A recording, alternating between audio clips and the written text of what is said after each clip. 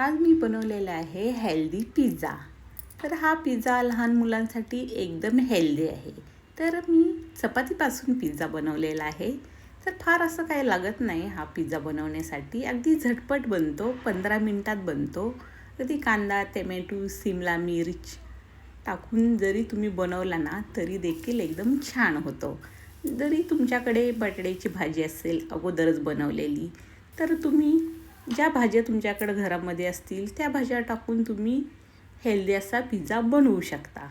तर आपण इथे बघा चपातीला टोमॅटो सॉस, मेयोनीज, बटाट्याची भाजी, काकडी, गाजर मस्त असं आपण त्याच्यावरती लावायचं आणि दोन्ही साईडनी छान क्रिस्पी असा भाजून घ्यायचा.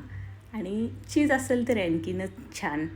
तर दोन्ही साईडने आपण साजूक तूप लावायचं. तूप लावलं ना एकदम हेल्दी आहे आपल्याला खाण्यासाठी.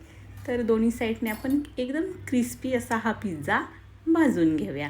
कमी गॅस करायचा आणि एकदम क्रिस्पी भाजून घ्यायचा. तुम्ही बघू शकता इथे आपला पिझ्झा किती छान बनवून तयार आहे. तुम्हाला जर रेसिपी आवडली असेल तर चॅनलला नक्की सबस्क्राईब करा आणि बाहेरचा पिझ्झा खाण्यापेक्षा असा चपाती पिझ्झा बनवून घरातच खा. आणि नक्की चॅनलला सबस्क्राईब करा. बाय. असंच भेटू नंतर छानच्या रेसिपीसोबत.